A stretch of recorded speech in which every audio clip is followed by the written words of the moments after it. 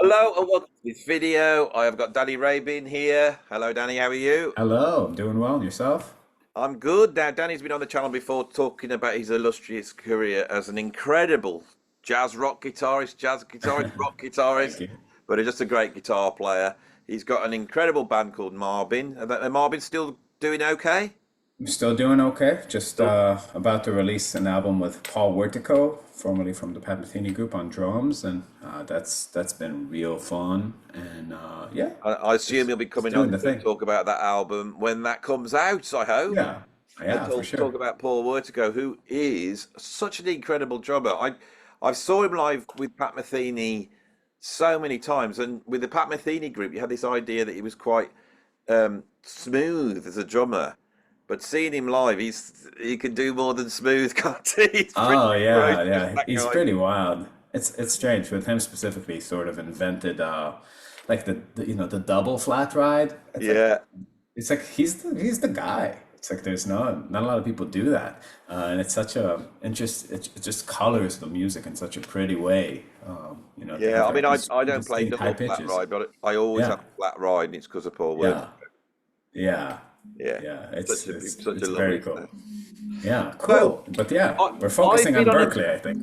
yeah. Well, I've been on a bit of I'm bringing in a new angle on my channel, and it's going to be so I chat about all jazz and prog and all that music. I got that thing going on, and then Hmm. last year I brought out this thing of bringing in some philosophical ideas and talking about aesthetics and all that type of stuff, which I enjoy. But I really want to I want to deal with education, and I've started to deal with education, and Hmm. there's so much I've got to say on it. And I've got certain opinions about all aspects of music education. Now, you posted a video up about your time at Berkeley and whether Hmm. Berkeley is worth the money. And I found that very interesting. Came just at the right time. I messaged you straight away. So let's just start off at the basics. Do you think that going to, say, a college like Berkeley, that type of music college, is worth it? Well, I, I I suppose it depends on what you mean by it.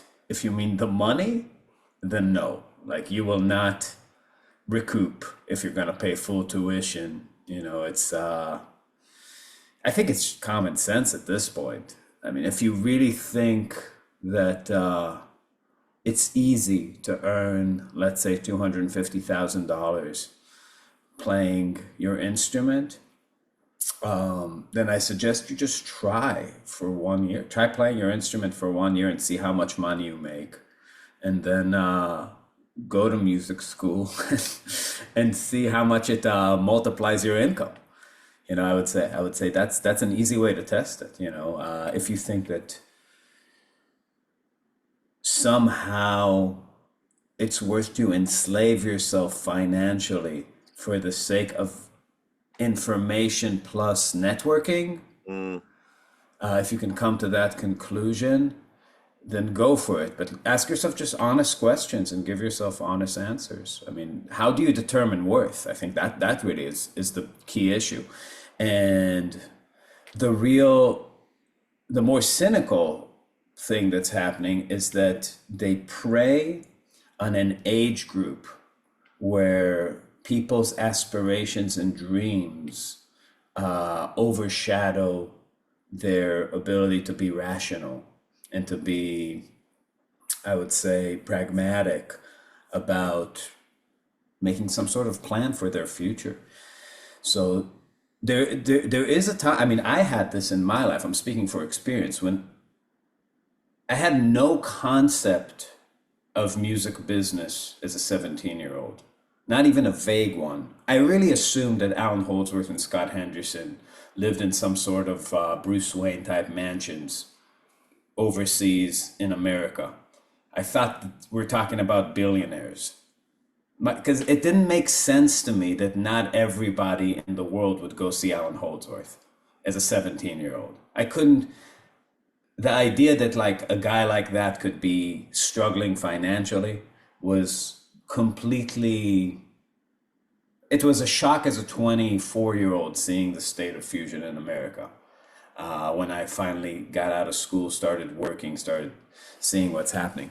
So, but at 17, it was I assumed all these people were literal billionaires. It's stupid, but I thought when you reach the peak of this thing in your instrument, that's just the natural thing that happens. It never even occurred to me that these people are sort of piecing together their income. It's like a tour in South Asia and a tour in Europe and teaching and it just side projects, remote recording on albums you don't want to be on. It's the realities of it never occurred to me, and I suspect they didn't occur to anybody. And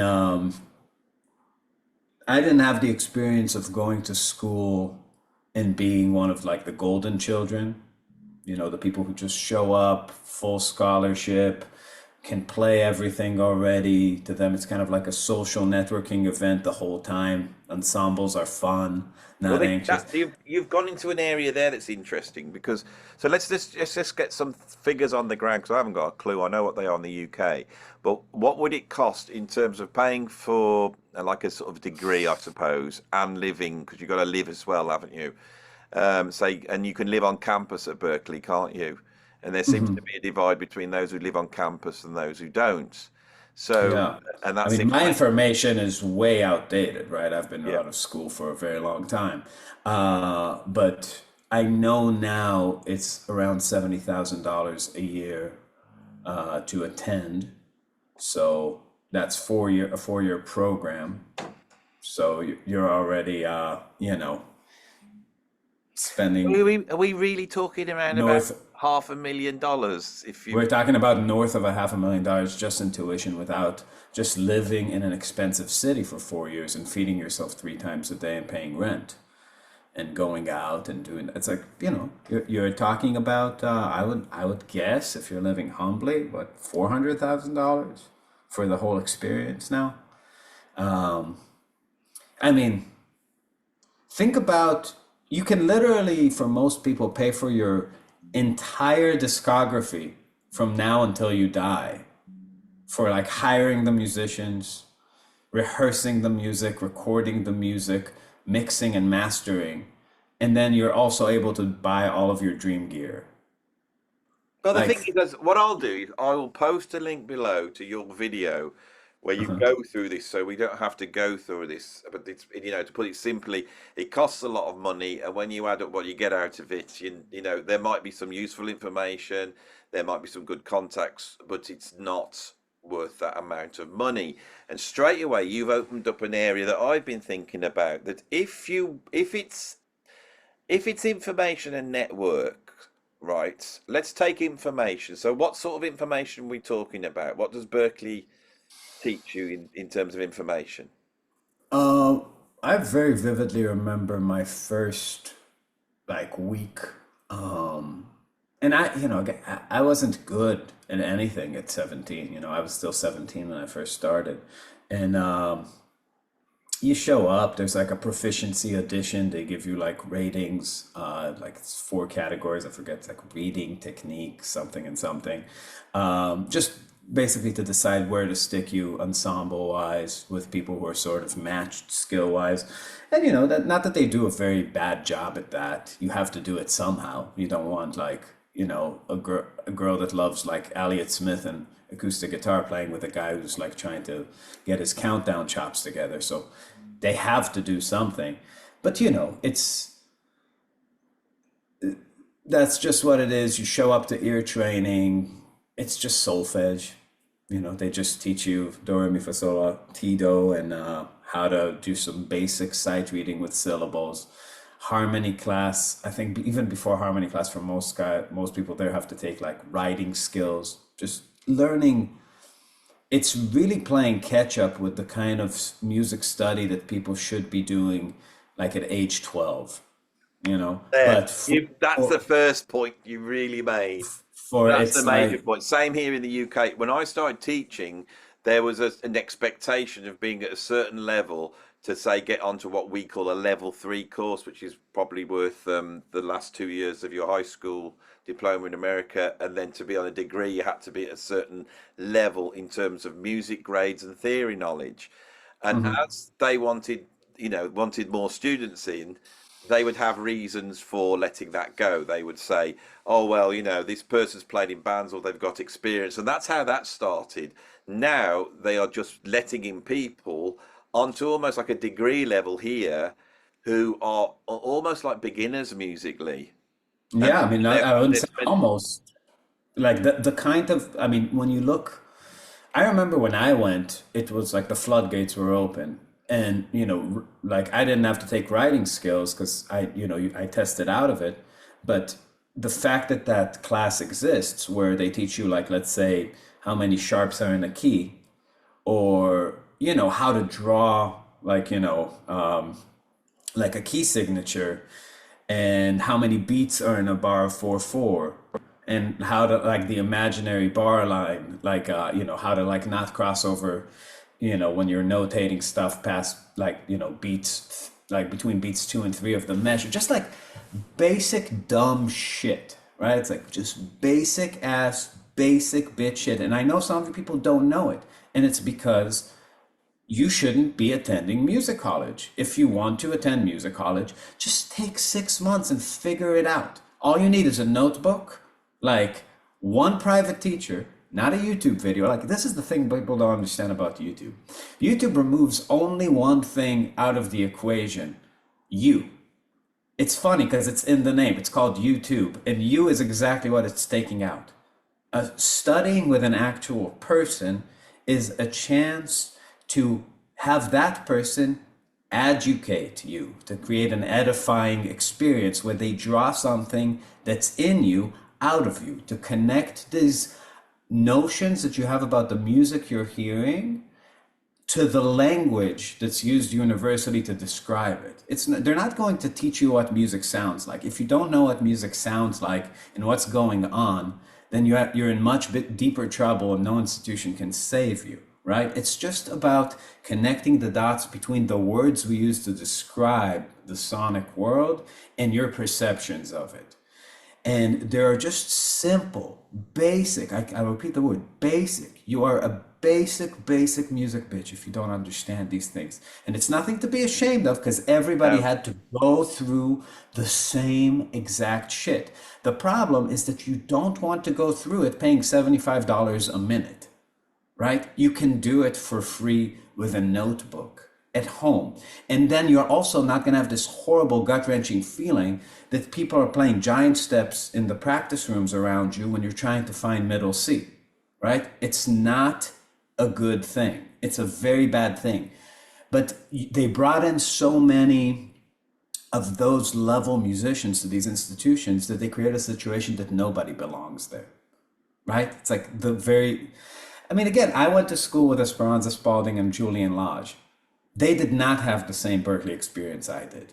They were their first semesters of Berklee. They were like, Julian was in Gary Burton's band, touring band, and Esperanza was like on the side of so the build. so when they come in, how are they getting in? Are they paying for it or? No, it's all full ride. They know everybody. They have management. It's not the same thing, right? It's like and the school needs people like that too, right? So They what? need. But what are they there for? It's a great time for them. It's the best time. It's like they get to prolong childhood. They don't have to, you know, start doing the real grind of, like, touring yet. They have infinite time for composing, for get actual networking, like without a worry in the world. Like, it's not even How like, how are they arriving in that position, do you think? well, Julian was kind of a famous guitar player at a young age, and Speranza looks like Esperanza and plays bass better than most people, so and sings well, so it's some people smell like money. It's just they don't look like you and me. They look different. They like if you look at like a picture of Julian Lodge, he looks like something out of a Wes Anderson movie. He's like the NPR. It's the wet dream for it's the full package for these people. Esperanza too, like a hot black chick with a fro. Come on, it's like It's could I felt that there's a certain there seems to be a certain class or elite of people that come from a certain background, and Yeah. they've got sort of maybe family connections, or they've been grown up in sort of quite a creative zone, and they love Sure. I mean, school. it's the golden child syndrome. It's not new. It happened in every generation of music school. That's how, music school needs that for their PR. They need to keep selling that dream. So they're very competitive at getting those people to come. It's the same way that like colleges try to get pro athletes, and like lure them in and have their experience be very cushy as long as they perform on the football field. So straight off, you've got they are selling the dream. You said that right at the top, and I thought, there we go. They're selling the dream, and the dream costs a lot of money. Yes. So you're going to have to go into debt to have access to the dream. But in reality, the ones who actually have access to the dream are not coming through that route. So No, and they live there without any debt, and with for them, it's an amazing opportunity. Like, they meet all the young guys who are gonna move to New York in 3 years.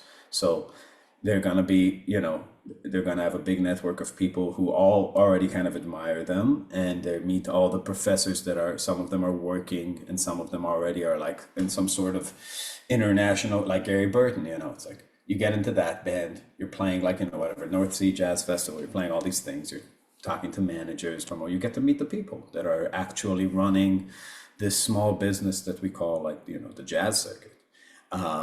So yeah, no doubt for some people it's amazing. It can't be all bad, but we're not talking about the Brahmins of the story. We're talking about the untouchables, yeah, and that's the sad part. I mean, there's a lot of people who just go there. Like, put yourself in the shoes of somebody who now is a senior at Berkeley, even like, didn't choose like a path like music performance, and is just got 4 years of jazz flute under their belt, and try to monetize that. Imagine that you're like in music production and engineering, but you're from, a normal family, and you took out loans, and now you know how to run a Pro Tools session, and set the levels just right and use a compressor. All right, $400,000 in debt. Like, what is the interest payment on that? Like, how can you possibly have a family? see, How can you afford a child? How can you have a dog? my opinion on this, after my experience teaching in it, is you, I didn't teach at Berkeley. It was much a lower level. The kids who walked in that wanted it and really wanted it, they would find their own way. You didn't have to teach them, about the Lydian flat seven scale. They would find that. You didn't have to teach them about giant steps or like, altered dominant chord substitutions. They could go and find that because they wanted to find it. And then there's a whole bunch of kids that didn't want to find it. And when they found it, sometimes they say, Andy, can you explain this to me or whatever? And I'd do my best and I would try and explain it. The point was, they could find that themselves, exactly like you said. Get a pad and paper. If you're really confused, you could go and have a lesson, couldn't you, of somebody who knows what they're talking about. And I do that for a living as well. I teach drums, and you hit the nail on the head, which is why YouTube's a problem. And I see this all the time. Someone will come in, they'll sit down, I'll start watching them play, and I know that there's one thing they need to nail right now, and it will help them. And it could be very straightforward. I was teaching a bass player a couple of last week, and all I taught him was the sound of a major third and a fifth, in terms of ears. Very straightforward. Anyone could do that. And once he'd got that, I then said, now look at these bass lines. And he goes, oh yeah, that's the third. That's the fifth. Yeah. Oh my God, that's that sound on the bass. Oh yeah, so is that the second? Yeah, yeah, yeah. And you suddenly, that just tiny bit of quite simple information, which was literally 10 minutes of chat. Yeah, What well, that kid needs right recognizing now. Because he's recognizing got the some the missing ability. piece. Yep. Yeah, Yep. So and then, and when he comes next week, I'm going to try and work out the next little piece in the puzzle. And so, a decent, one-to-one instrumental teacher, some decent books and maybe a few YouTube videos if you know what you're looking for and a bit of guidance. I think you could get further doing it that way than now going to music college. Yeah, I mean, I had a deeply traumatized, like my first class at Berkeley was my private lesson. Like the first day of Berkeley, my 9 a.m. first thing, which was a half-hour slot. This is the thing. They give you a half hour a week until you become a performance major, and then you can have 1 hour a week. When I grew up in Israel, like my private teacher, we would have 2 hours a week, and I would come at night to where he'd keep me over, and sometimes it would be like 3.5 hours.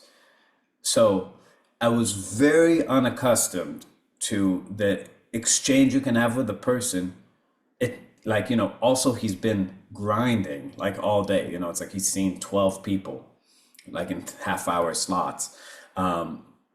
So I remember walking in. I was very into Sean Lane and Alan Holdsworth at the time.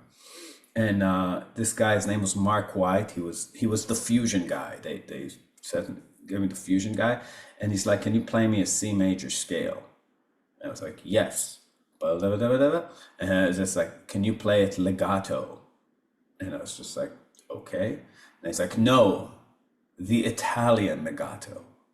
Connect the notes. I was just like, and I remember spending like 17 minutes just playing him 2 octave scales.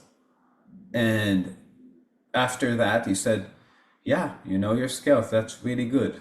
Okay, now let's do sequences. And I was just like, Jesus fucking Christ, like, what am I doing here? Like, I have done this. You know what I mean? This is like why? I get that first lessons are awkward, but that was objectively like You're at Berkeley. It's the level you're at. a horrifying, like, again, I wasn't some sort of like guitar genius at that age. I was not. But that bit of like, moving scale, it was just like, it was the wrong place to start a conversation with a person.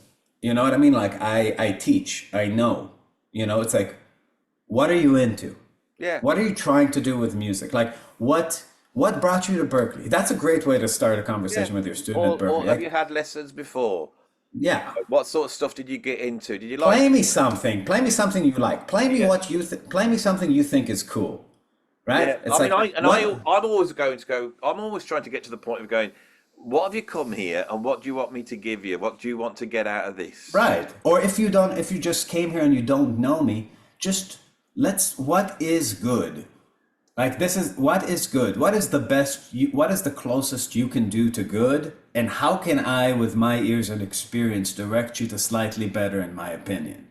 And it was just, even when I studied with Mick Goodrick, it's like there was that proficiency list. It's like you're studying, like people are marketing it like, whatever, Pat Metheny's buddy, and like taught all these famous people, and you show up and it's just like, okay, we have to learn 3 octaves of harmonic major for this exam. I'm like I'll do that alone, dude. Like what are we doing? And like with Mick Goodrick, it's like, again, I got there, he was already old and kind of jaded, and the lessons were like, okay, let's play Falling Grace. Metronome was on 2 and 4. That's what you say. We're gonna play very, very soft. I'm going to play a bass line, you solo. Then you play a bass line, I solo. Then you play chords and I solo. Then we switch. And it's just like, playing some tunes. And then, after I was like, yeah, man, sounded good. Like, here's like a handout about like, drop 3 voicings. It's just like, something was deeply wrong back then. I'm sure it's worse now, but just it really felt like you were there with people who have built a filing cabinet of information that was once relevant for a person that went through there like 22 years ago. Like like they had an idea. Something occurred to them. Like they had an idea of how to help a person. and then they try to fit all the people's problems that are in front of them with, with the handout that they have in the cabinet, because they really don't feel like writing a new one. That's the one that they photocopied, and that's the one that they want to give you.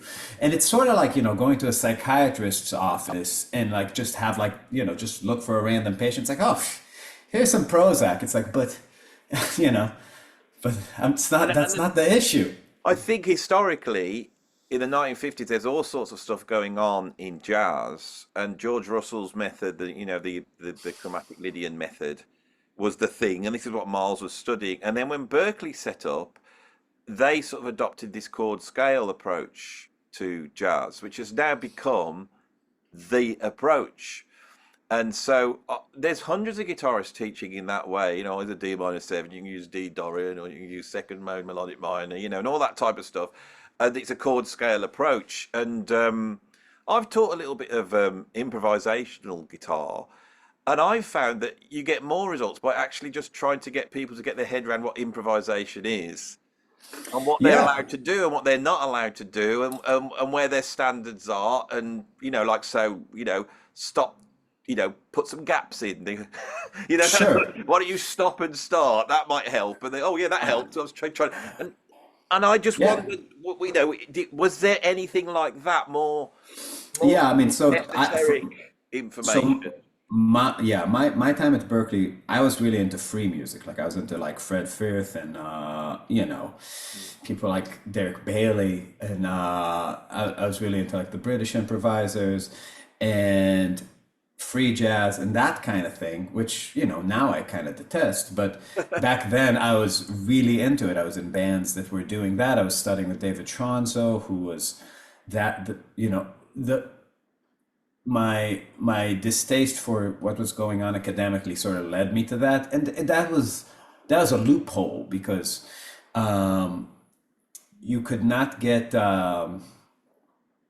it was, I don't know what, like you were a protected class when you were a free improviser. You didn't have to know anything except for some things about confidence, and I wouldn't say rhythm, because it's not in the same, not the kind of rhythm that like would help you play with Dennis Chambers or somebody like that. It wasn't, but you had to have the confidence to make noise and keep making it without getting scared. You know, so it was a sort of, you had to learn about momentum and what makes things sound timid and pathetic, and what makes things sound ballsy and bulldozing. That's the kind of rhythm that free jazz teaches you. You have to sort of keep things trucking along, and like really be aware of the sound that's being created and your role in it, right? If you listen to like Derek Bailey and see somebody who seemingly knows nothing about harmony or music theory, but like nothing can stop him from doing the thing he's doing. Like the way it's kind of like seeing I mean, like Derek a Bailey was Pollock painting. originally a session guitarist at the BBC, so he knew everything. Sure, Read sure, but seemingly that's the seemingly, like if And you I, and hear I it, always like say to people, well, if you think it's easy, try it. right, exactly. Because So you can plug a few harmonics and then you go, what do I do? And then you listen, what like do you do exactly what you next? say. Yeah, Derek Bailey just keeps going and never sort of goes wrong. In his own world, he's a Yes. virtuoso. It never goes wrong. It always, I find his stuff very pretty. It's very Yeah, beautiful. yeah. So because if you throw like a C major chord, it's going to sound horribly Yeah. dissonant against that background. So you have to have a large, like almost infinite vocabulary of sounds you're making that are on that same level Yeah. of dissonance to make the flow happen. And I think that's what you learn looking into that kind of music. And that was the most of my Berkeley time was spent doing that. Do you think that And was, do you think you went towards that as a sort of reaction against this? You've got to learn the harmonic major over 2 octaves and you need to play this. yeah, and also, where I was in the time frame I was given, I was not going to become a good bebop player. It was it would have taken too long, and I didn't want to spend 4 years sucking playing with like the worst players where where you sound bad, but the people with you make it impossible to sound good. So I just wasn't at the level to do that in a jazz context at the time. And I wanted to play music. So it was just something I was just like, oh, I can do that, and then I just started joining bands and had my own band, played with a lot of people and was into that. And, the people who were studying would show up to our shows, because they want, like, people that were into like Hank Mobley wanted to like know what is hip, what is current. And there was a very low technical threshold to buy in, to participate in these ensembles. And it was frowned upon to use like a bebop lick, it was like gross, nobody was gonna go, but if it be able, it's like that would be horribly out of context. All the saxophonists were shrieking and making, these horrible sounds. But again, it was a good time, and we played actual shows for people, and I was getting kind of deeper and deeper into it. At a certain point, I realized that my intention wasn't pure with it, that I'm doing it because I can, and because like I had the ticket into the situation, and I didn't have the knowledge and skill to play the kind of music that actually spoke to me. Like if I sat down to write music, I had actual melodies occur to me, songs. I liked songs. So then it was more of a process of like, oh shit, what school should be is asking yourself a really simple question, what is in your mind? How do I get it out? How do I learn how to play it and acquire all the tools it takes to flush it out into reality in the best way it could happen? If it's jazz, it's going to have a pocket of improvisational element to it. If it's fusion, or even if it's rock, if what you love is instrumental rock, Yngwie Malmsteen has a limited vocabulary that he is improvising with. No two of his solos are the same. He's not a classical composer. He knows how to do that neoclassical thing with the right sound, with a small, it's a small vocabulary, but it's great, and yet you can take sharp turns with it. And like every style, whatever you dream up, you have to not only learn maybe the harmonic language, the melodic language, the technical ability to bring it to reality. Then there's a long process of learning how to bring it to life on command, and acquiring the skills that it takes. And, that school, with guitar especially, I think it goes through cycles where it's sort of geared to, like the style is focused on a type of player, maybe in the 70s, it probably was, I would guess it was probably like, Wes Montgomery, Grant Green, and then it changed to be, teach people how to sound like John Scofield, Pat Metheny, Mike Stern. And when I was there, Kurt Rosenwinkel and Frizzell were all the rave. And I'm sure now it's like, they probably have like a guitar style of Julian Lage thing. They just go with now I think they just follow YouTube, honestly. I think they go with the professors. They're not dumb. They're on the internet, and they design courses. They get you awarded on signups. So they design courses based on what they think that the market of guitar players attending would choose to go to in their labs. They just go for what they perceive to be the hippest. And I wouldn't be surprised if they just go literally like scroll jazz guitar view count, look at YouTube, and again, what are you getting? You're getting like, I don't know, a guy like Bruce Saunders, or like whoever teaches there now, transcribing what you could be transcribing from YouTube, writing handouts, designing a course, and giving it to you. It's just like, it's instead of going to a meal, ask somebody to chew the food and throw it up into your mouth like a bird feeds a baby bird. It's, something about it is deeply, there is something about drinking from the fire hydrant when it comes to consuming music that is so good for you that it's good for you in ways that you can't even begin to perceive, to deal with the source material directly. Like if you listen to Louis Armstrong, you are massaging so many parts of your musicality at once without even like subconsciously programming it, or listening to Giant Steps, listening to Coltrane play Giant Steps, with Elvin, with Tommy Flanagan, like, listening to like the music as it's supposed to be, rather than like a Rick Beato course about it. Like you gain nothing from the other thing, but it's just somebody who like I know I create content. I know what goes through my mind. I'm like, what's gonna get views? How am I gonna get people to sign up for my Patreon? How am I gonna get more private students? That those are real considerations. It's a business, and again, it's free. I don't like, when you look at me and you're like, oh, you're just doing it. It's like, yeah, I am, and I'm giving it for free, be grateful, say thank you, and shut up, but like these people are charging you like, I don't even know how much money a day, thousands of dollars a But day. It's the nuts. difference with what you're doing is that you will go. Do you want to sound like, say, Scott Henderson or Alan Holdsworth, or there's a problem here when you're trying to do this, or, and then complex things, simple things, and you create a video, and the whole idea now is if somebody wants to find that, then they can go and find it.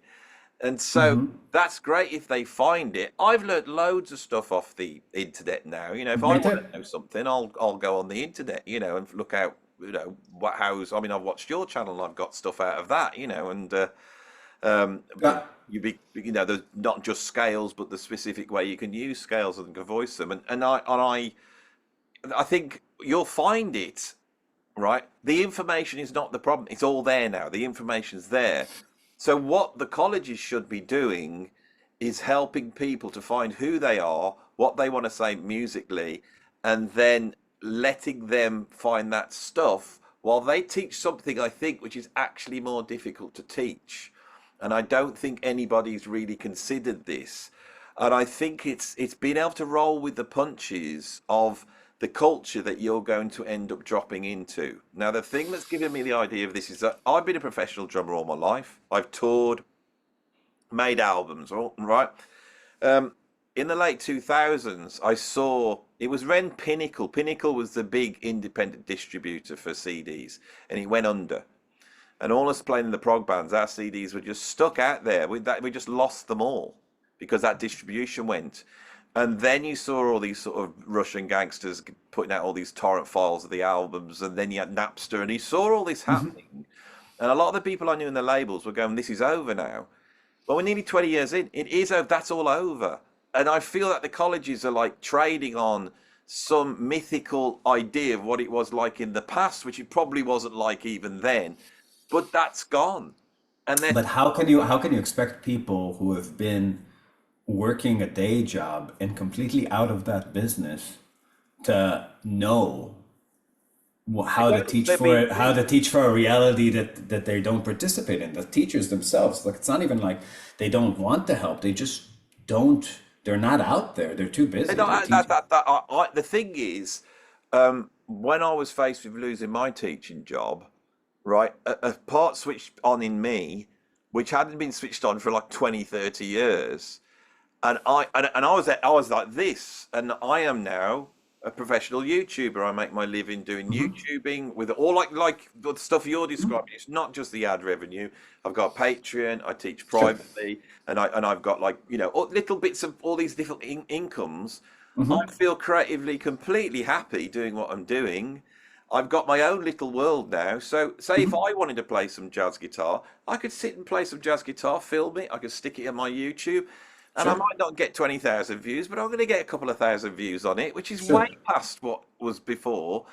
But me getting to that point over the last 2 or 3 years, I've had to go like back to my own college, but I've always been self-taught. So I've taught myself all this. As of you, I know that's why I wanted to talk to you because you've rolled with the punches. You don't expect to form a jazz fusion band and sign some, record deal and then put you out on tour. I mean, I think you were Sure. doing that in the early days to some extent, but now you realize that's not where it's at. Well, I mean, the reason, well, I had a girl, so like I started a family, and I had this realization personally that like most of my heroes are horrible absent Yeah, I understand. parents, Course, you yeah. know. So it's just like I because in my mind I wasn't gonna stop touring ever, and then I had this actual baby who likes me quite a bit, and I was just like, oh shit, I can't just like leave, like that's crazy. I'm not that kind of person, and yeah, I mean, I left a few times, like when she was like a real small baby, and that was very difficult. Like, uh, like it felt wrong on a lot of levels. Mm. I would say that. And I saw people like Scott Henderson that took it really easy. Like he has a girl, and for the first couple of years of for the first decade of his daughter's life. Like again, with Marvin, we were on the road like 250 nights a year from 2010 to 2021. Like even through COVID, we were doing like backyard things like the whole time. So yeah, I mean now we just do like the bigger things and tour a little bit less. And for me, it was a lot of soul searching right around that time of like COVID when I had my girl. She's 3 now.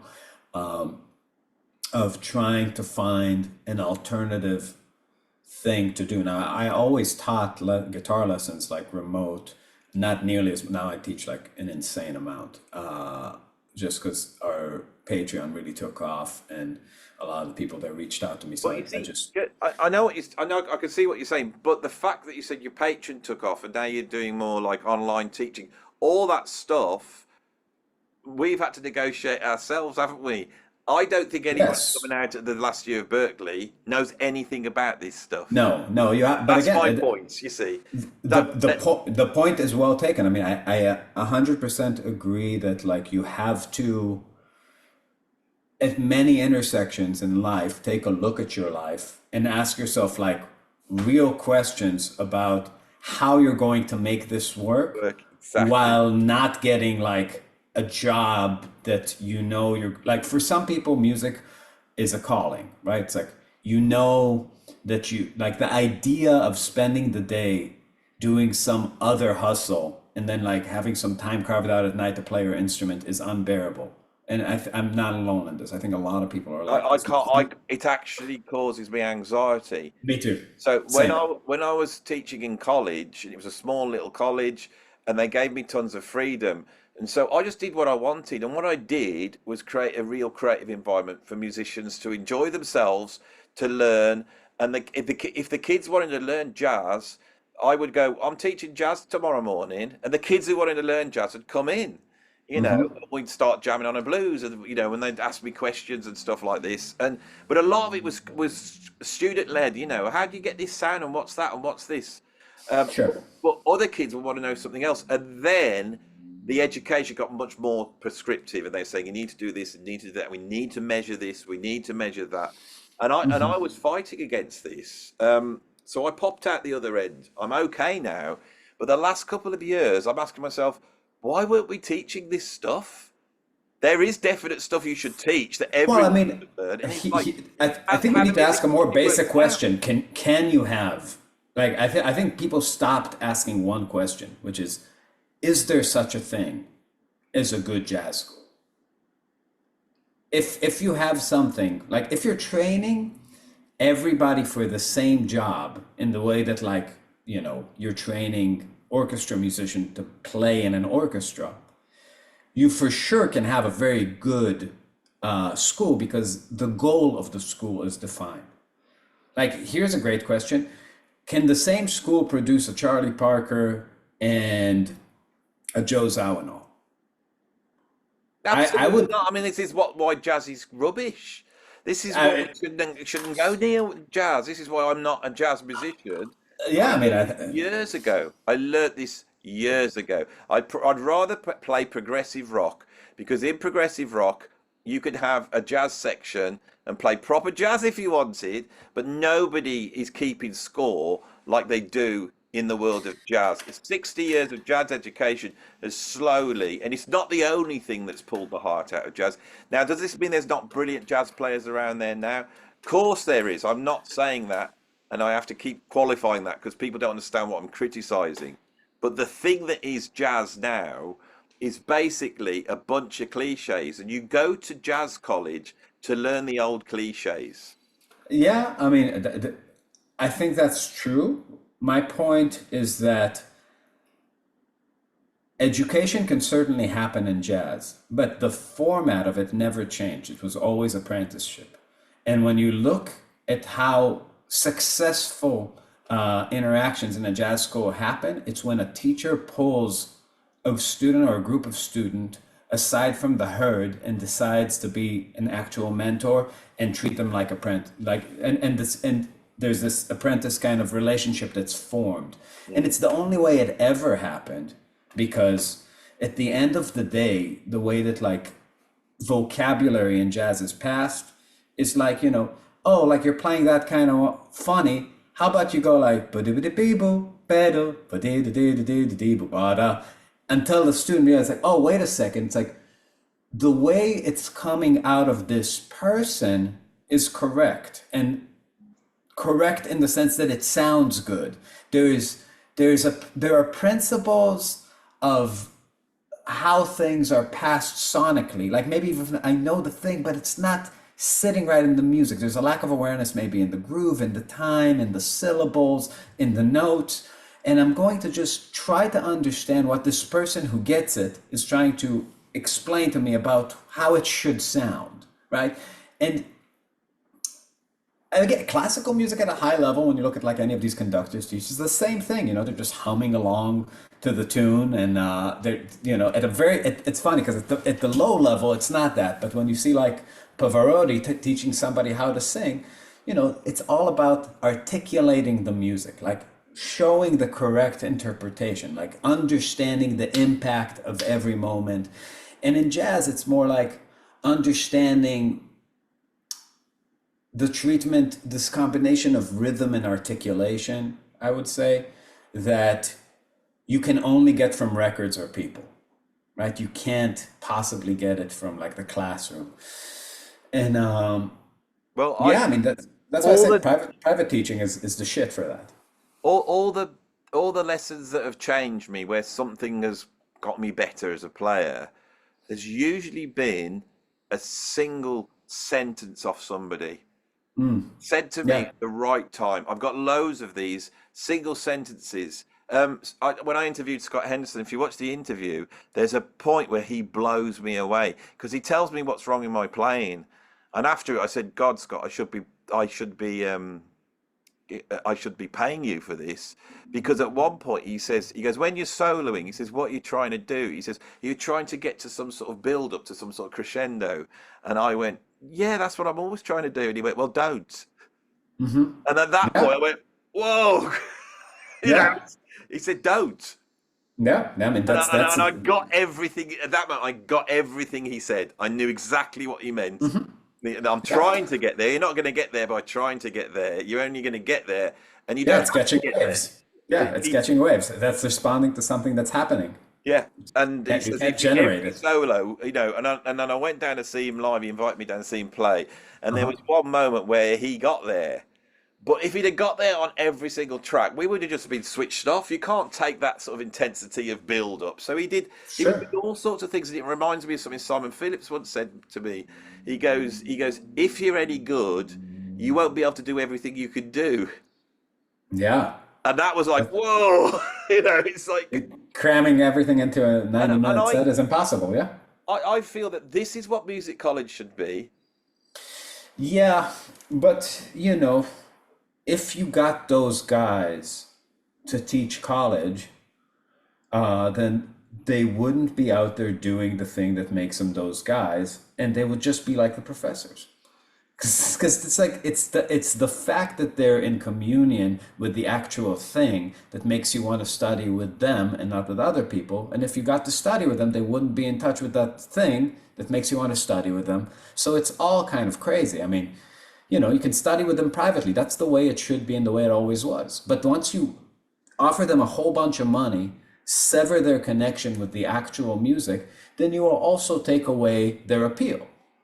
inevitably, and that's the thing. It's like when somebody is on fire, when somebody is out there like being like feeling ignited every night, for people that's their end game, that's what they want to talk to that guy, they want to be in touch with that energy. The moment it's in a classroom, it's kind of, not the same. And when you again, you can be fresh off the road and still have some, like, stardust on you, but when you're there for 20 years, it's very extinguished, and you see that. You're onto something here it's so profound and so horrifying at the same time because it can't be any good. It simply Yes. can't. And the thing is that I think you and me share this idea. I mean, my favorite guitarist is Scott Henderson. I love Alan Holdsworth. I love John McLaughlin, but Yeah, Scott I love Henderson's Scott too. he's just got something about him that for me personally I love. He's got a big. He does a lot of things. Like, Hmm. if Deep Purple ever need a guitarist, go and get Scott Henderson. He'll kill it. And you can't say that about Pat Metheny. He's got that in him. And well, I went down to Ronnie Scott's to watch him play, and he was just unbelievable. And he did this one thing that he was like the blues. He got right down to the essence of the blues, and Hmm. he's low, screaming. I mean, he's really killing it. Anyway, he comes up to me and he says, "Andy, he goes, what do you think?" I said, "God, it's Scott. It was bloody amazing." And he goes, "Yeah, no, Andy, seriously, was it any good?" And I thought, that's why you're a genius. That is why you are not thinking like a music teacher. A music teacher would never go up to the student and say, "What do you think? Was that any good?" That's what a musician says. And I just thought, my God, he respects my opinion. That's good enough for me. You know what I mean? And Yeah, yeah. I felt in the presence of greatness. I felt in this is one of the greatest guitarists. This is one of the greats. Um, and it's like last week I interviewed Jean-Luc Ponty, and you could see I'm in awe because as he starts talking, you really start to realize how amazing this guy is. But he's so humble. And Mm. he's sort of listening to what you're saying, and I said, "Oh, I didn't think your first solo album was that good. It wasn't that cohesive." And I thought, "Shit, what did I say that for?" And he goes, "No, you're right, Andy." And in that, and I don't know. As soon as you put someone into the teacher at Berkeley, once they've walked around for 5 minutes, they have to take the mantle on of being the professor, don't they? Which removes them from. They can't, even if they were to go away on tour and be on tour, when they come back and walk in, they can't go up to the kids and go, "What do you think?" You know Well, what I'm I saying? Does mean, that make any sense? it makes total sense. I mean, you know, it's they're in a tough position. It's you see some of them, like, I'm thinking about Berkeley. Like, Tim Miller is a great player. Tim Miller is a very, very good musician.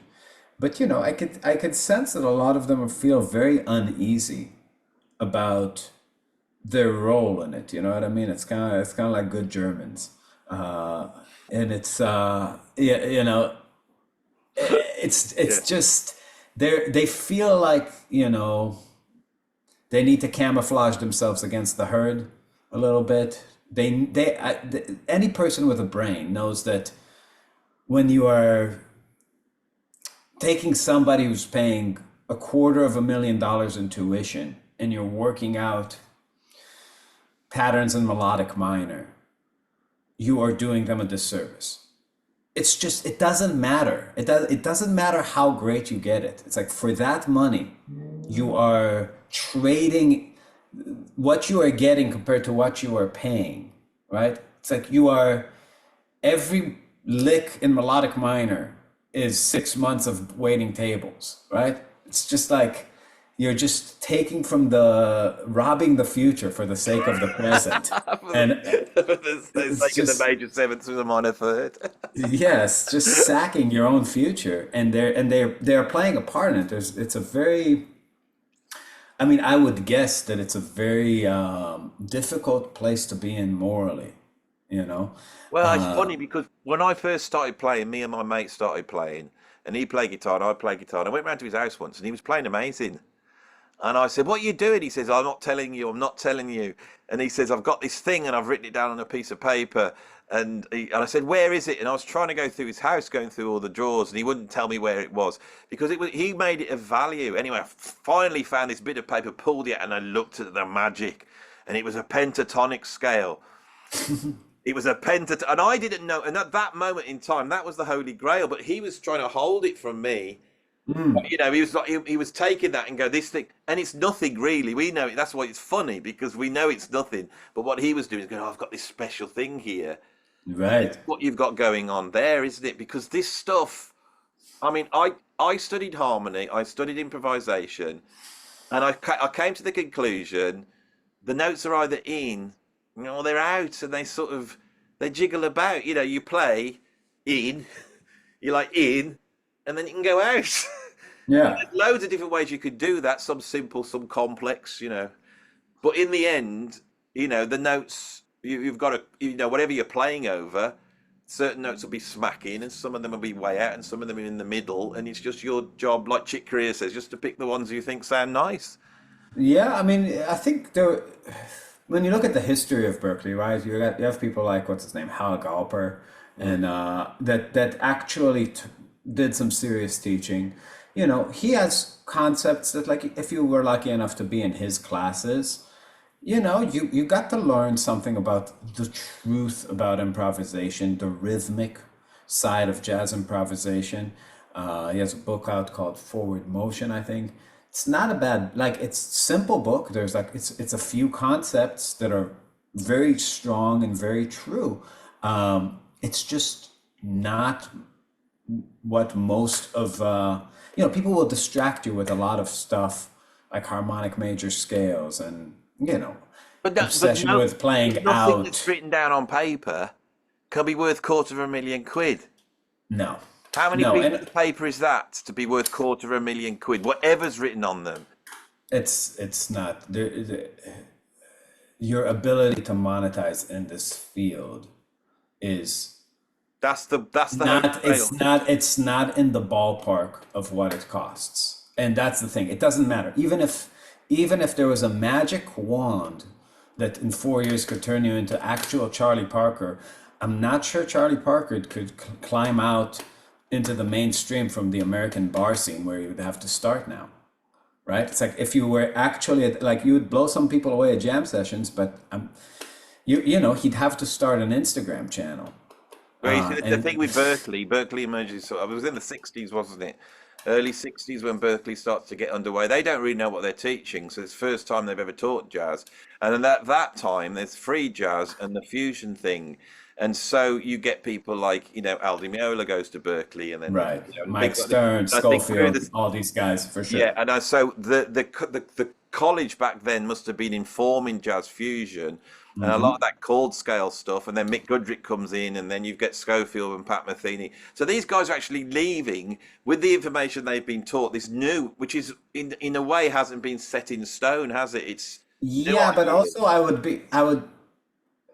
I would be very skeptical to draw direct parallels from those people to these people attending. I would say, first of all, these people knew a lot more about jazz. They were actually like they were these are like, you talk to them, they talk about like going to see Coltrane live. They were like, they were into it. They didn't come there for music appreciation. Like a lot of people at Berkeley come there and find out about Kind of Blue, right? It's like that was not the situation for Michael Brecker at No. Berkeley.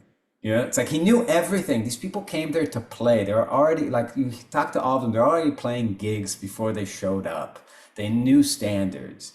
They knew like, sure, they got a lot better, because who doesn't get better between the ages of 18 and 22? You have to be an actual moron to not If get you better. can't, if I've always said this with the music college or music lessons, if the teaching cannot beat you just getting better from 18 to 22 anyway, if it doesn't beat that, it shouldn't exist. Exactly. And I think nowadays, again, that's the thing. It's like, and people compare it to a counterfactual, right? It's like they're like, "Oh, I got so much better at that time." It's like, of course you did. And that's the time people get better, right? It's like it's sitting exactly at when like your child brain starts to fizzle out and your adult brain kicks in. So yeah, you can be like, and you still have the free time of a child. So you can make technical like strides in that era, but I don't know. It's like, what would it be like if you actually allowed yourself to be obsessed for 4 years, practicing 8 hours a day instead of studying art history,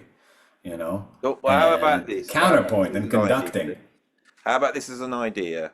Um, you have a central idea of music education that what we are going to do is teach you how to sustain yourself as a creative musician.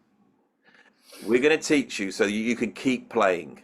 That's the most important thing, that we're going to show you the way of keeping playing.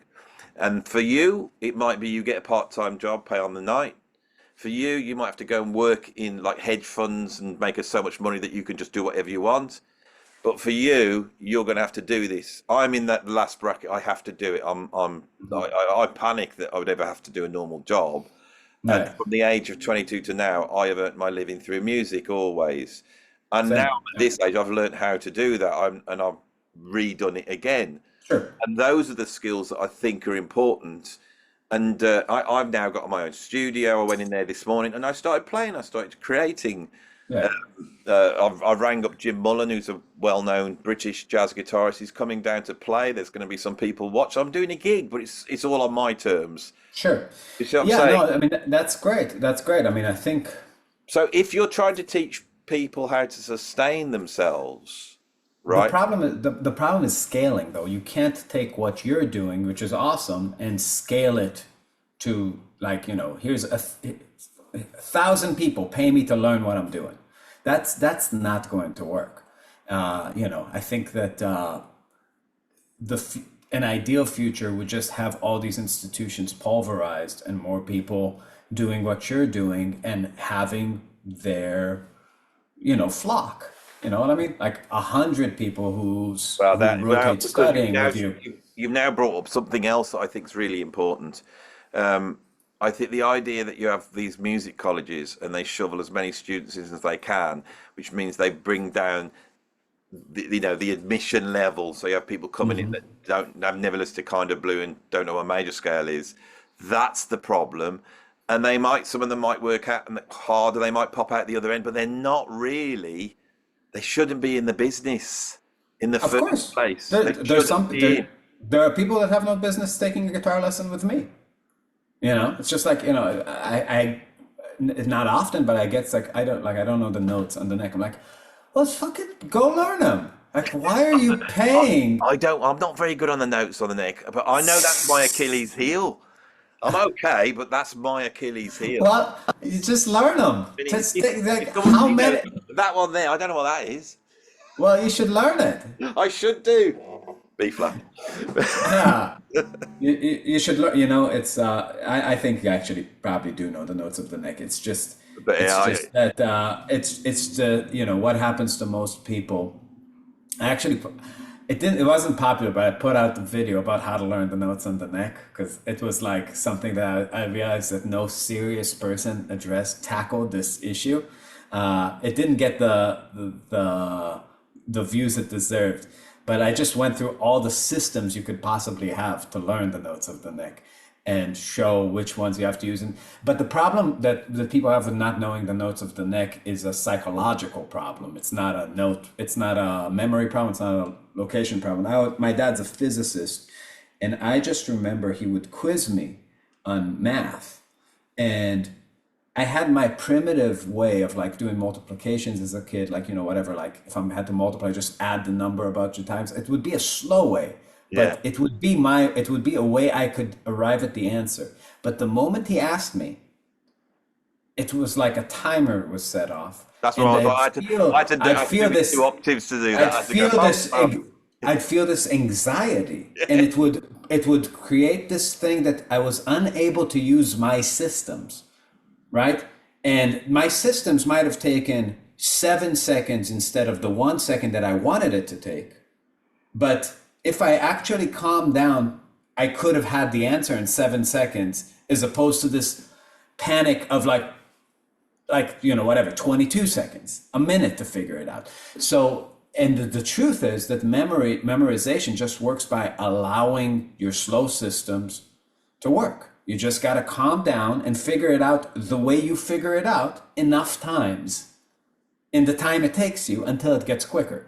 So all these systems will result in you memorizing the fretboard, but the fact that you feel this pressure that you should know something by now, and that creates the panic and that blackout, is why you never get better, right? It's just When I got this with my students, I came across this notes on the neck problem. I realized what it was, that black space actually gets worse because they go, right, what's that note? And especially if you link that then to a note on a score. So you look at the note on the score, you work out what that note is, and then you go, well, now where the hell's that on the guitar? So what I decided to come up with is very simple. I'd go in and give them a melody, like like some like Beethoven, so, like 16 bars of Beethoven. Then I used to use some Charlie Parker solos as well because this helped. And I'd give it to the students to say, just tab that for us. And they'd all sat there happily tabbing. And what happens is that they go, what's that first note? And then they work out it's an F. And then the next time they go, what's that? Oh, that's an F again. And before you know it, they get to the bottom of the page and they have nailed the notes on the neck. Plus they've nailed the notes on the score. Plus they've tabbed a Charlie Parker solo, which even if you can't bloody play it, is better than nothing. when you haven't done that. It's like again, it's like, I think what I agree with that. I think there's opportunity for learning in literally everything. I'm not saying people that don't know the notes on the neck shouldn't study. They should. The thing is, when you come to study with me, there needs to be a meeting point between us where we both can be excited for the process to so you could kickstart. say, look, yeah. So to where, like, I can, you're like, I'm working out, so what? And it's just like, okay, well, like, let's talk about what are the sounds in that tune? Like, how are they arranging the voices in the piano thing?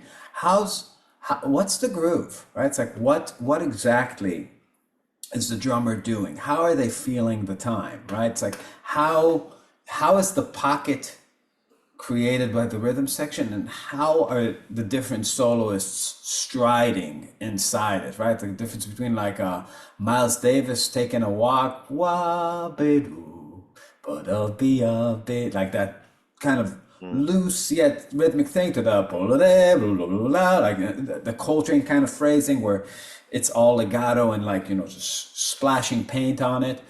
Again, we can, like, let's meet at a place where it's sort of like our expertise are sort of all working, like, you can use what I know, you can get me excited about talking about it, and you can learn something profound about it. But obviously, like, there's going to be some groundwork from the players that has to happen to get there. Now, I'm not saying like all my players have to be at like this top echelon of playing. It's not the case at all. But there is a kind of, first lap around the premise thing that's just like, you don't need to pay what I charge for these kind of lessons. That was what I used to try and impart. So when the kids say, I want to learn to read, or I want to learn my notes on the neck, I go, well, what you need to do is tab whatever you want, tab Metallica. And when I say tab, it's like you just put the A string and then the third fret. You would just do it like that. If you wanted a D, you would just do A3. That's how I would get and write it under the chart. And this was quite useful because then they would have like a book of, I could give them stuff out of the real book, and it would all be tabbed. Then they'd have it tabbed, and they used to enjoy doing it. Because it's a really fast. You start off, and because you're in a certain key, by the end of it, you're going, oh, that's an F, that's a G, that's a D sharp. Yeah. And so that information was me going to the guitarists I knew wanted to know that. I'd go, do that. That's done then. If they want to do it, they've got to go away and home and do that. And that's the big question. If they want to do it, they've got to go home. I've told them how to do it. That was a Yeah, big problem I had with education. I have this with when I teach drums. You know, someone will come in and they say, "I want to learn this," and you really go away and say, "Well, just you got to see what I've just showed you today. This one thing, you're gonna have to do that for a long time, oh yeah, I mean a that's long time." with weekly lessons, you know, you got to change the mentality of people. It's just a joint journey. It's coaching. It's not like a you here are the 7 things you need to get by Yeah, next week. Here are 7 more. It's just it yeah. doesn't work like that. You have to mull over a single piece of information for a very long time. But But all the stuff we're talking about, you don't feel that this is being explained in music colleges. This stuff of I how mean, I mean, we're two musicians. I'm a drummer. I play a bit of guitar. You're a guitar player, but we can connect and talk about this, and we're enjoying the getting into the nooks and crannies of and there's so many of these nooks and crannies. I mean, we could talk about taking guitar solos. I could talk about taking drum solos. I've found when a solo works, it's like before it starts, I sometimes can slightly fall back into a space of not quite being there. You know what I mean? It's like it's some solos are like, right, I'm going to do a solo now, and I'm going to have to do this, and they never work. But if I could in my mind beforehand, just it's almost like you're falling back into you're not yeah, quite there, and you're going to let yeah. whatever you've been practicing. It's going to go. It's not even my Yeah, business what my I hands are. I call it free floating attention. Yeah, That's exactly it. it's like driving. It's just, you know, you have the skill to get the car from point A to point B, but hyper focus is going to get you in trouble, and closing your eyes is also going to get you in trouble. So there's an in between space of competence where you can just make all the correct turns without making a big deal about it. Yeah, And if you can get in that space, it's as though you can't play a wrong note. yeah, for sure. And I mean, the and amount again, that I'll sit down when I'm doing a guitar solo at home, I'll sit down, I'll play, go, right, play this. I'm not ready to play. I haven't warmed up. And I start playing. I went, oh bloody hell! I'm in a good place today. Can't play a wrong note. Right, so I warm up. Put the recording yeah. on. Hit record. 3 notes in. Bang. And From it, students, I have to tell you that, like, for me, the one thing that I see, like, if you're talking about something that makes people get out of the zone, it's their preconceived notions about excitement that are not actual excitement. They're the theatrics of excitement. They're like, I'm feeling it, I should act. You know, it's like there's almost like a cue they go into. Act excited, act like you're feeling it. You know what I mean? And it's just that acting layer just starts being the central player in the solo, and it just breaks the concentration. It's like at the end of the day, it's one continuous thought, just like driving. You know, it's almost like I should I should look the way great drivers look like. Just start doing weird shit, you know, and like getting like, you know, and that's how you crash your car. Start thinking about it's being self-conscious. It's like start thinking about the type, how you want to be perceived as you're soloing. Like, oh, this is you play a few notes, you get into a thing, and then you're like, I'm really feeling this solo. Let's do the things that people who feel a solo do. And I'm not saying you make faces, you do it, but like there's a very big difference between the thing and the things that are meant to look like the thing. And that has to be a personal choice to stop it. You know what I mean? but when I was growing up and I was trying to play fast or play something hard on the drums, I'd be there. Yeah, biting a I lip. can do it. I can do it. I can do it. Right. That was me at 15. When I play those licks now, I pull that face. The licks I've learned as an adult, where I've been sit properly, like I Right. don't pull the face.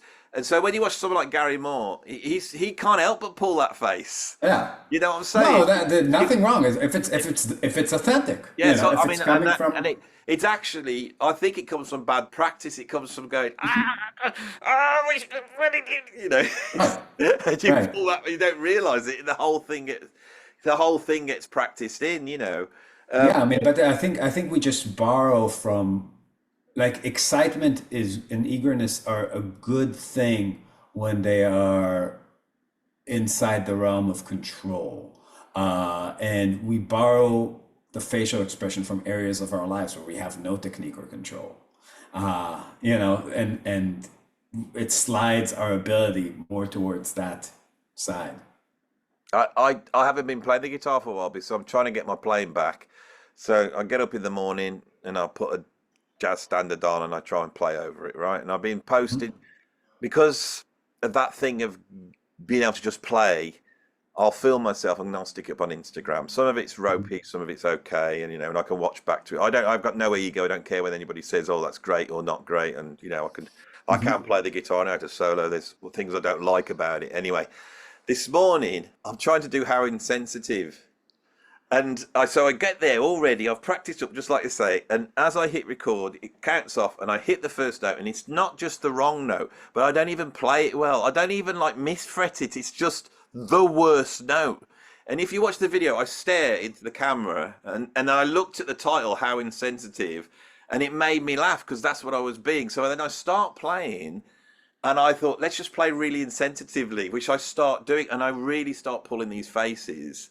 And I put that solo down. I put that video up because it's done 50 times more than any of the videos I normally do because there's a bit of a story there. There's something, and there's Yeah, an appalling guitar playing in there. But watching it back today, I thought, now when I'm going wrong, I'm pulling a face to make it look like, oh, and yeah, in a way, to counter what you're saying, in a way, sometimes you need to just have a bit of a sense of humor and not be so serious about it and just go, what, let's have sure, fun. What, yeah, if you're going to 100%, go wrong, it's like learn sure. how to go wrong and sell it to the audience. Learn how to, if you hit a wrong note, learn how to sell it. I've seen really great jazz players do that. Of They, course. and they've hit it right and they go, oh, they laugh and turn around and look at them, laugh like they were like this, and then start playing. And you don't think, Yeah. I can't play. You just think, wow. Well, the way jazz time works, you're sort of always playing on the way to something, So it's just like, if you're really listening to what you're doing on a chord, it's just a way to make everything transitory, right? It's only when you sort of pause that the idea gets kind of like framed and sold, Mm. So I'm not saying you have to play continuous all the time, but there's a way to make, something more like a comma than a dot. And I think that's the Oh, truth you're about. you you're talking about the most difficult thing, I think, is that theoretically you can't go wrong because you're there in control to make it right. Well, if And that, you're in the role of shaping the sentences, an awkward pause could be a very dramatic pause if it's followed by the right thing. the But right it's thing, yeah. only when you sort of let go of the paintbrush and step back and look at it like it's a complete piece, and you're like, that's horrible. You know, But um, the reason why I've let us talk like this because I want the viewers to see. I think this is the stuff that a music college could be doing. I set up a high level course and I pulled in a really good bass player, a guy called Steve Lawson, brilliant bass player. mhm, I pulled in Fayan Zek, brilliant guitarist. And the idea was I was on a Wednesday morning, we would do the instrumental lessons. So all three of us were in. And the idea would meet up with all the musicians and I'd take the drummers off. But what happens is that we would sit down and then me, Fi and Steve would start chatting and the students would get involved in that chat and it would be a guitarist, a bass player and a drummer chatting about music and doing mhm. that thing we're going, oh, I just can't do that, or how can you do that, are you able to do that? Yeah, well, and we would have a chat, students would be involved and the students loved that morning. So we Yeah. scrapped that bit and we did it another place and we would just the three of us just sit and chat about music and they'd often come in and go, what do you think of Jaco Pastorius? So I remember that was one question. Right. We had this long chat about Jaco Pastorius, and Hmm. the conclusion I was mean, again, he was a really incredible composer, and that does never gets mentioned. He's one of the great mhm, jazz composers, and yeah. we talked about that, and it was just the students appreciated that because I think we could interact as musicians chatting rather than being the boss man in front and I'm right, here's all the handouts, this is what you need to work on. Yeah, I think it's really great to create these situations where people get to interact with people who know what they're talking about, and there's a lot of learning that could be done. I think the thing that we are that's not synonymous is an educational experience and a degree program. It's just you're conflating two things. It's the idea that you can, charge hundreds of thousands of dollars for a degree in this thing is not the same as the idea that you can charge some amount of money to pass knowledge. Like that's one of these things is completely reasonable and logical, and one of them is intuitively insane. So and also like it's a degree that is like a qualifier for zero jobs except Zero, yeah. for doing the same thing to other people. So it's like in a way it's just a pyramid scheme. I watched tons of these ex-Berkeley students today in preparation for this, and I did come out with one positive thing about Berkeley, adding it all up. And what it is, it's not the qualification, it's not the degree, it's the word Berkeley. Yeah, and once you put it in your That does video, you get the open some views. doors, it seems, for certain people. If you go, No, no, but it gets you the views on YouTube if you talk trash or talk or say the thing I learned at Berkeley. It's like people are curious. They've done a very good job branding for a yeah, very long time. And yeah, you're right. It's like it packs a punch, but not to get employed, yeah. you know, not to get employed. Especially here in the UK, if you meet someone and they said in the UK they'd been to Berkeley, we would go, "Oh my God," because for a British person to go to Berkeley is a big deal because they got to go, and all that bits. And so That's going away. That's going away. I hope That's it not does. going to. I think there's another way of doing it, and I really do. And I think, I'm up for helping anybody. If I can get some sort of funding, and I can see ways of getting funding for one of the ideas I've had is that there's music fans and there's musicians. Some of them are really poor, some of them are really wealthy. And I can see a situation where the more wealthier ones are able to sponsor a system because I'm looking at the way my YouTube's monetizing, and I'm wondering. I would love to get to a situation where I'm financially secure, and someone will go, "I want to ask Andy that," and I can answer it, or I want to ask Danny that, and then just impart those little bits of information rather than Sure. like you turn around saying, "I think you need to learn the notes of the Nick." Well, how would I do that? Well, I'll tell you. 10 minutes later, they can go back and start. They could come back in a few Sure. months and go, "I've done that now. What do I need to do?" I think you're ready to be taught now. I think you're ready Yeah. to have a I one-to-one. mean, Yeah, you know what I'm saying? It should be like that I rather think I than think that everybody grabbing, trying to grab at the stuff that's not quite there. I think the future should be more like the past when it comes to music education. Where you just, you know, what is a teacher? Just like you take the best guy in your vicinity or now online with Zoom that you feel like not only that knows more than you about this thing you're curious about, but is also somebody you feel like you can talk to. Like it's personally matched to your character to some degree, and you try to form a relationship that is mutually beneficial. If you're the one without the knowledge and you pay the money, and then over time just check, like, give it a chance, but every 3 months ask yourself, am I better at what I'm doing in some way? And if you are, then it might be worth the money, and if you're not, you should quit and find somebody else. No, another idea and I'll finish on this one thing. I used to stand up on the first day of music college and I used to say to them, "Look, the most important thing you're going to learn here is whether you should be a musician or not. And if you realize that you shouldn't be a musician, thank God, because you now Yeah. can leave and go and get a normal job and have a normal life, which will be a lot less precarious. Do not surrender yourself to this lifestyle unless you Unless you really have to." really, really want, for sure.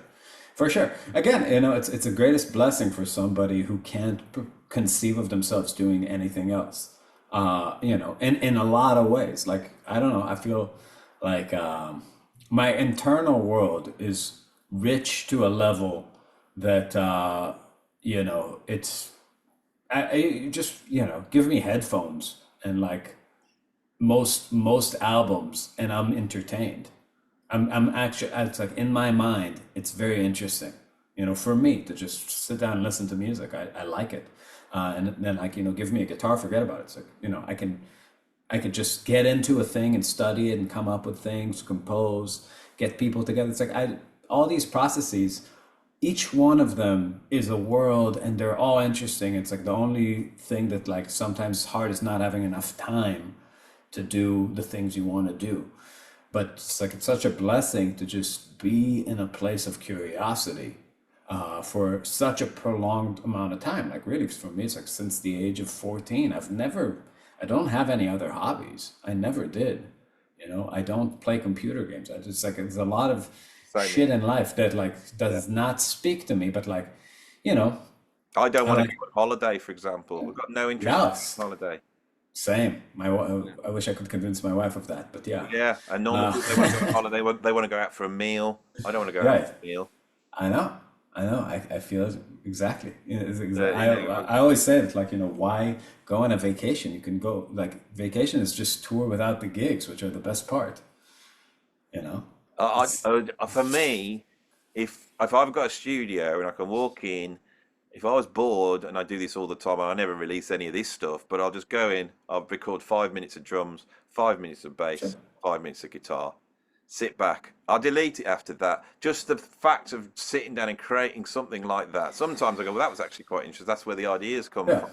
But that for yeah. me, when I'm in that place, there's no time or space. It's totally, I'm at one and my system's ticking over right. As soon as that stops, it's like it goes, it's back. Yeah, I hear you. I know, as I know I could talk to you about it because you're a ridiculous player. You've carved out a life where you can be a player. You've learned all this stuff, and in essence, what you've done is you have learned how to harness your creativity that you had when you were 14. Now you've got the skills to be able to express it in a way that is satisfying and keeps up with the machine that is, Yeah, and I but know you're like that, and I'm like that. yeah. Really, the colleges should just be for those people, and there should be they should lower the numbers, and the government should pay to, to train just 6 people up in this ridiculous college. That's what should happen. That's what I believe. It should. The numbers need to go down that are going. They need. I was with you until the government, but yes, my faith in Oh, I'm government British, is. you see. We pay more tax than you. Yeah, well, I believe in something very different about government because government and bureaucracy, which government is how we got in this mess. The reason why Berkeley It is true. Yeah. has the reason why Berkeley has curriculums is because bureaucrats and people with the bird brain is required. It's taking the normal people into the creative field and making them be like, we can't make statistics now. It's like, well, don't. It's fine. Look at the 70s. They're all bebop players. Everybody can play jazz. That's like the standards are high. It's like no, we have to measure them. Wah! It's just like you Exactly. know what I This is. mean. Well, I'm going to deal with this. I really would onto this. I wanted to talk about the jazz thing and the Sure. Berkeley thing, Administration is but the you're devil. hitting the nail on the head totally. Yeah, Absolutely. They're yeah, not even teachers. They're not yeah. educators. They're No, so measuring. now They're imagine assessors. administrators that don't Yeah. even get to have lunch with musicians. That's the government. Yeah. Oh God, we're doing another thing. Daddy, All you've got right. to come on the channel Yeah, more. yeah, will You're a do. friend of the channel. I'll keep up Will with do. what you're doing. I love your guitar playing. I love what you're doing on Thank you. your channel. And everybody watching, check this guy playing. You know what we like here. Go and check his Yeah. band out, Marvin. Go and check him out. Check his channel out. And I've really enjoyed chatting with you. And that's all I'm Likewise. going to say. Uh, You know, all right, Andy. Well, cool. I actually got to go run and teach, so this is great timing. brilliant. We will talk soon. Shall we say goodbye to them all? Goodbye, viewers. Bye, guys.